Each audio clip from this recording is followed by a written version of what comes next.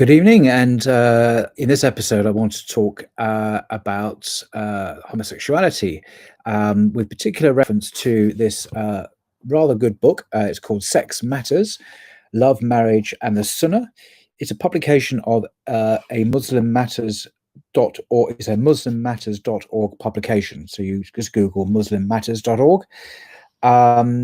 It's a rather good website, and this particular book has many essays by people like Dr. Yasir Qadhi, Imam Omar Suleiman, and a host of others. But I wanted to particularly focus on a chapter entitled From a Same-Sex Attracted Muslim Between Denial of Reality and Distortion of Religion by a guy called Brother Yusuf. And having read this, it's rather good. And he really hits the nail on the head on a few points, whether it be about what the Quran actually says and modernist attempts to change the religion, and also Muslim misunderstandings about the issue as well.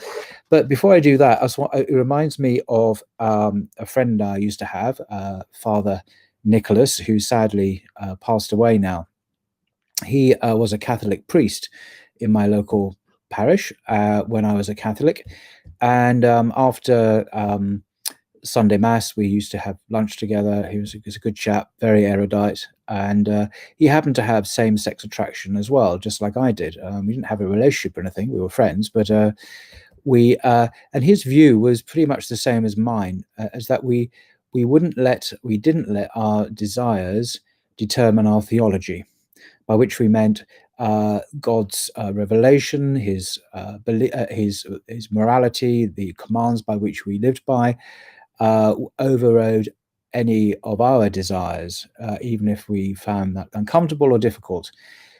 The usual way of doing it in today's churches, say in the Church of England in particular, most mainline churches, actually Church of England, Methodist Church, URC, and even many in the Catholic Church, is that if you have desires and they conflict with teachings of the church, then you change the teaching of the church. And that's done in the name of compassion and diversity and inclusion and tolerance and other such things.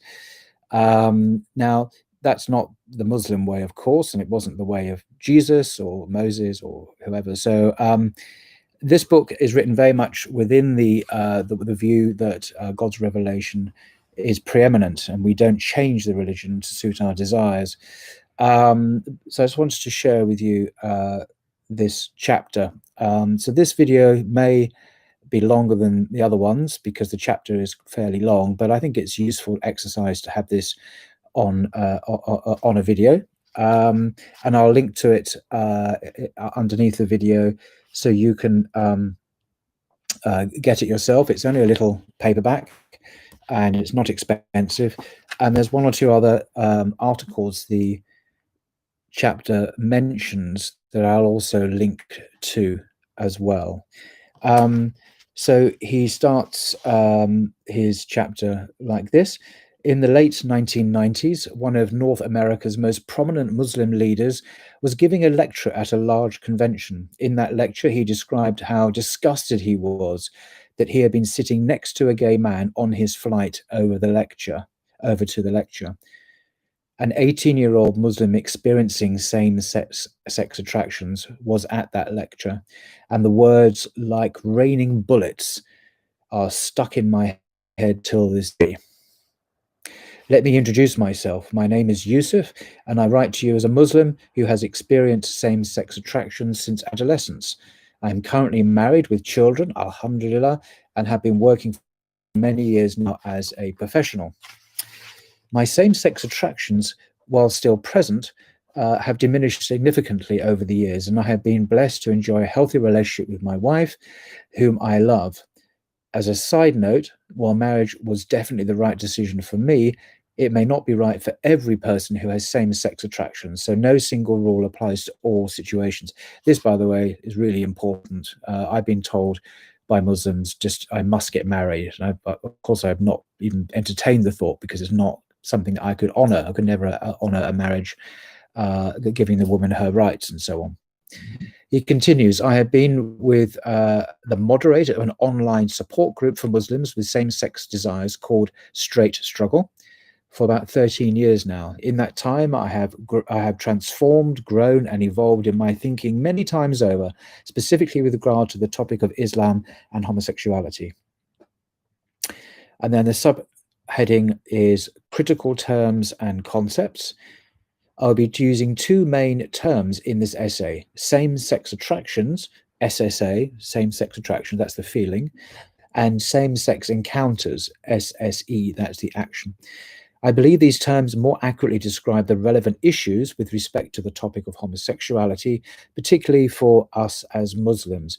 And by the way, everything he says here, I think, does apply equally to faithful Catholics, faithful Baptists, faithful evangelicals, who basically face the same kinds of issues, the same dynamics, the same obstacles and difficulties as Muslims do as well. So this is much more than just an Islamic issue, which is why I think the chapter is so helpful. The terms homosexual, gay, LGBT, queer, etc. in today's culture are labels that mean different things to different people, whereas there is no mistaking what is meant by same-sex attractions, desires, and same-sex encounters. It is also important for me to stress that I do not believe that my same-sex attractions are my identity, and this is a really good point. Same-sex desires are feelings that I and others have that I contend with in my daily journey with Allah.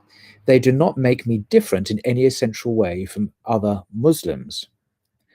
For this reason, I reject the idea that Muslims who experience same-sex attractions should be given a special label, or that we should self-identify as LGBT, gay, homosexual, or queer. And those are all in exclamation quotation marks, scare quotes. I believe these labels isolate people with such attractions, and from what I have seen, sometimes force them to conform to certain lifestyles, even if they don't really want to. Also, these labels have the effect of elevating sexual desires and making them part of the core of who I am as a person. This seems arbitrary to me and something that I find hard to justify from an Islamic perspective, both legally and spiritually. I think it's a very good point. To be clear and upfront, there is absolutely nothing haram or to be ridiculed about anyone having SSA, same-sex attractions. What is forbidden in Islam are SSEs, same-sex encounters and behaviors, and I know as the action. No one that I have met over the years ever chose to be attracted to the same sex.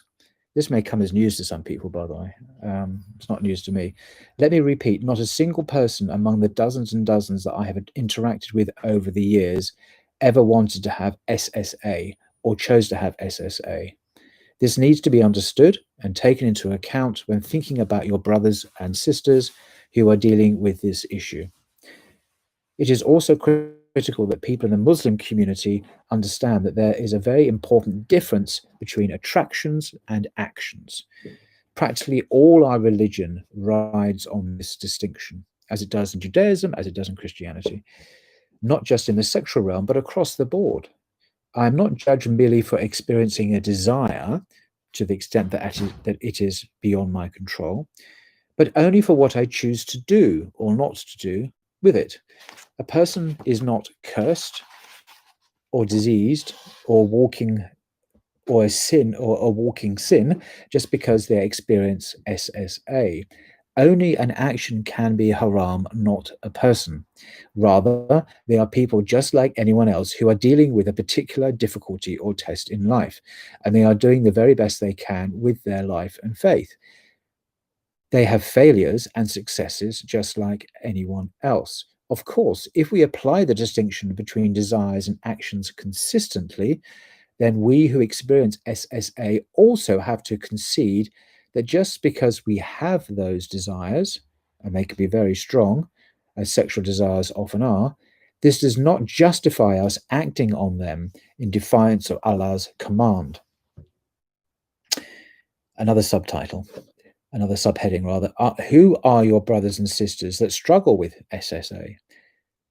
I have thought long and hard about what to write in this essay, and it has been something that in some ways has been years in the making. I thought I might proceed by giving you some examples of the brothers and sisters that I have encountered over the years. I could tell you about the brother who, from a very young age until he was a young adult, was sexually abused by his older neighbor. I could tell you about the guilt that he has since felt, since the abuse felt good at the time, along with the attention. Or maybe I can tell you about the brother who attempted suicide twice since his family found out about his SSA. Or the sister who lost her job because of rumors about her same sex attraction. Or the brothers who contracted HIV as a result of SSE, same sex experiences. On the other hand, I could tell you about the Imam who chose his faith over his desires and continues to preach, practice, and live as a pious Muslim on his path towards Allah, even while keeping his desires in check. Now, that reminds me of my Catholic priest friend, Father Nicholas. Or the community leader who chose a life of celibacy while learning and teaching the faith to others. Or the man who was living a homosexual lifestyle with his partner and who left it all for the sake of Allah when he converted to Islam. Or the number of university professors and doctors and other professionals who made their conscious decision to defeat their nafs and who chose Allah above all else in order to attain the ultimate reward. These brothers and sisters, myself included, firmly reject the idea of making religion conform to one's needs and desires, and rather struggle against themselves in order to follow the teachings of our faith. Now, I think that is the hallmark of an authentic faith. Much more common and socially approved these days is the opposite, is that you change your faith to suit your desires. And it's the oldest trick in the book. It's a satanic lie and a delusion, but that is very common, particularly in Christianity and Judaism outside of the Orthodox Jewish faith. In fact, I would say that's the norm, actually. It's becoming a minority discipleship, a minority path to follow this more steeper path to the ultimate reward. Another subheading, what causes SSA and can it be changed? The question sometimes comes up as to what causes a person to have a same-sex attraction. There has been a lot of discussion and research on this issue, and the fact is that no one really knows. This is true. People think there used to be talk of a gay gene. That's now been hit on the head. That was a bit of publicity for a certain agenda, but there is no gay gene. There's no gene for anything particularly. It's a combination of DNA and environment and a lot of factors we don't know yet, but we don't really know. It seems that is most likely due to many convergent factors that are different for each person. Also, the exact nature and intensity of one's SSA can vary from person to person. I have learned that through my long experience that no two people's profiles are exactly the same. And I can believe that's true. Some people with SSA experience attraction to their own sex as a rule, but are not positively repulsed by the opposite sex.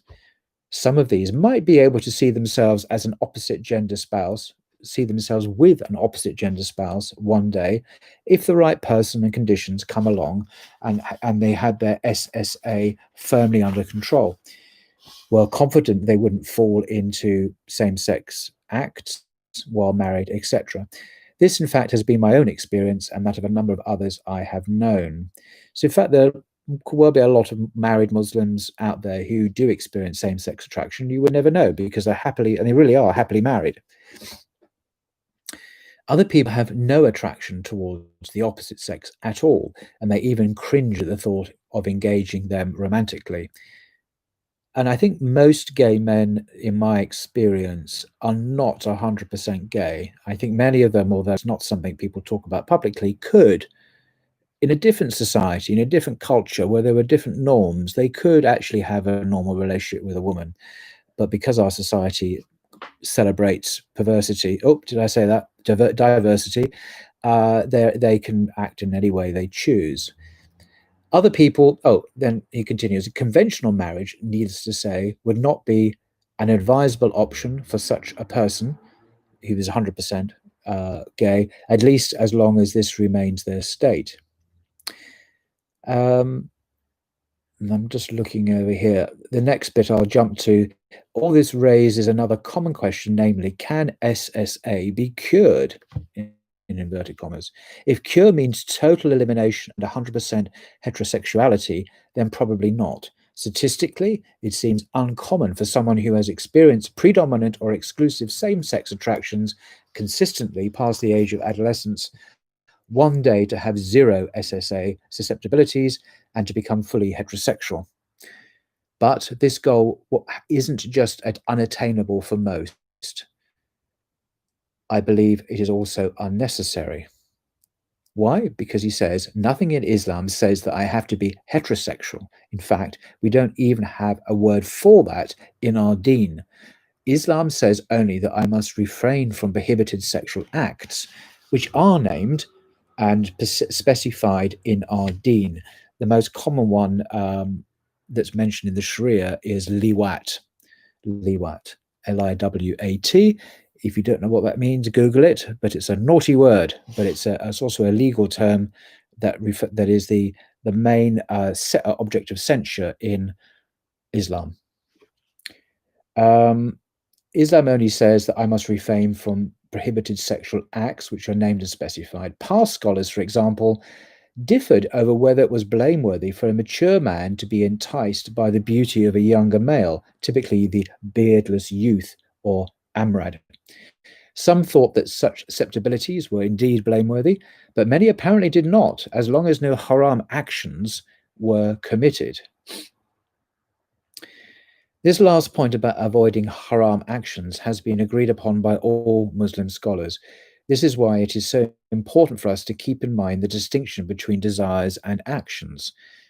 As Muslims, we know that Allah will ask us about what He has put under our control.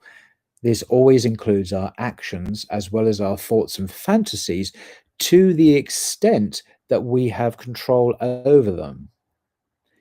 Moral accountability would be meaningless if Allah had not given us jurisdiction over our actions and made us fully responsible for them. Of course, we will all mess up and make numerous mistakes along the way, whether we are people who happen to be tested with same-sex desires or not. That is exactly what Allah has made tawbah for, repentance.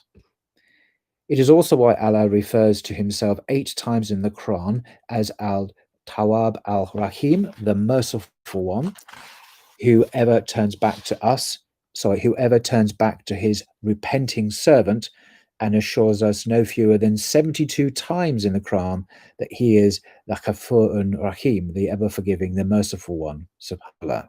Therefore, no amount of sin should cause a person to lose hope in the mercy of God.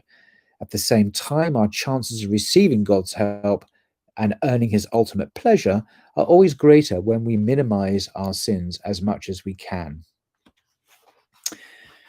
And then I'm just going to jump to the next section, Islam as a middle path, avoiding extreme narratives. It's a particularly good chapter. And then it's a bit here in quotes, I am a walking monstrosity and Allah hates me for existing versus out and proud. It's okay to be gay. So these are the extreme narratives of self-hatred and celebrating homosexuality that he's pointing out. I believe a key step in reaching equilibrium in the process of dealing with SSA is learning to avoid 2 common extremes. The extreme of despising ourselves for mere desires and attractions we did not ask for, and the extreme of identifying with those desires as somehow defining who we are as human beings and as Muslims. Islam, as always, is a middle way, and it can be very liberating when we learn to get beyond all the false scripts we've been fed by our modern culture and to conceive of our particular moral struggle as no different in essence from the moral struggle of any other Muslim. Obviously, other Muslims maybe struggle with temptations to unfaithfulness and infidelity or adultery or sleeping around or fornication. You know, we're all human, we're all sexual. When we do this, we can then learn to see ourselves as no worse, no better, nor even different in any fundamental way from any other sincerely striving servant of God on this planet. This is a really good point.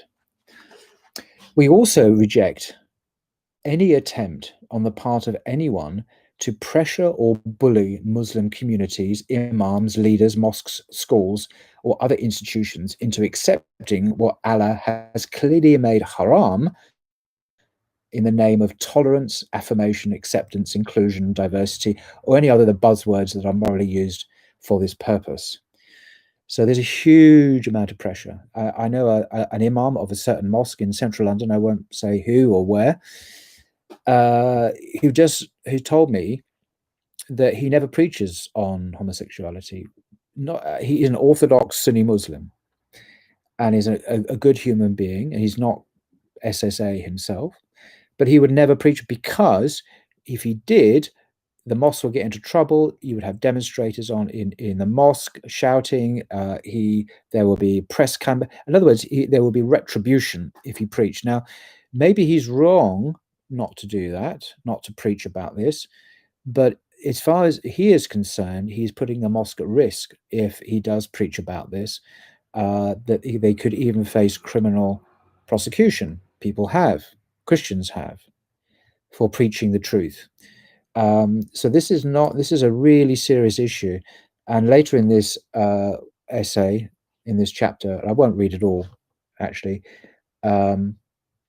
He in a sense, Brother Yusuf complains that people aren't preaching about this, and maybe he's right. But anyway, there is this talk of extremes, he goes on, which are always un-Islamic, brings me to another point. Many Muslims dealing with same-sex attractions find themselves stuck today between two sharply opposing forces. And that's even within Muslims. There are the so-called self-described progressive Muslims who have taken it upon themselves to offer a distorted interpretation of the Quran and who reject or dismiss a hadith and the consensus of Muslim scholars, all in an attempt to make SSE, same-sex acts, encounters and relationships halal, permissible in Islam. And the author refers to a particular work by M. Vaid, Can Islam Accommodate Homosexual Acts? Quranic Revisionism and the Case of Scott Kugle. I've actually had coffee with Mr. Vaid in Chicago, downtown Chicago last year. We met up to talk about his work, a particularly brilliant young Muslim guy who has written this article, which Professor Jonathan Brown also references as the go-to article for a academic refutation of so-called progressive Muslims' attempts to justify homosexual acts Islamically. So I'll put a link to this article under this video. And then Brother Yusuf continues. This group, however, the progressive Muslims, is appealing to some because it offers a safe space for Muslims with SSA and offers them a lifestyle that they can easily identify with. Of course, the biggest drawback is that the life such Muslims would be leading is likely to be sinful in many ways. I feel I have to say it clearly here once again. I and many other SSA Muslims that I have encountered over the years completely reject such attempts to manipulate our religion in order to accommodate or anyone else's sexuality. And then he goes on, jumping ahead here. The meaning of Islam is submission, and my submission to Allah and my faith come above all else, including my own desires, sexual or otherwise. This thing about Islam being very, obviously it's characteristically Islamic, but it's really, if you look at the Church of England or the Catholic Church or as I say, the Methodists and so on, you won't hear this kind of language. It's all about affirming you. It's all about including you and celebrating you, which is very kind of pagan, to be honest. But this language of submission is very Jesus-like. If you even read the Christian Gospels, the earlier Gospels, and it's very like the Jewish faith in terms of the prophets, Moses and so on. This is the authentic spiritual truth, the way of doing things, rather than affirming our desires, which is pretty much the norm in our secularized churches in the West today. And Muslims are being pressured hugely by governments, by the media, by so-called progressive Muslims, also to follow that path. So there's a real spiritual and cultural war going on in people's hearts and in churches and faith communities over this issue. But it has its roots in submission, whether or not we say, "Thy will be done," or we say to God, "My will be done." That's the kind of dynamic. Who comes first, the ego or God? And this, of course, this is the satanic temptation. As I'll just repeat this, the meaning of Islam is submission, and my submission to Allah and my faith come before, above all else, including my own desires, sexual or otherwise. This is the test that God has chosen for me, and I accept it from Him in hopes of attaining His pleasure and His reward. God mentions in the Quran in Surah Al-Baqarah verses 155 to 157, and we shall surely test you with something of fear and hunger and the loss of wealth and lives and fruits, but give good tidings to the patient, who, when affliction strikes them, say, "Indeed, we belong to Allah, and indeed to Him we will return."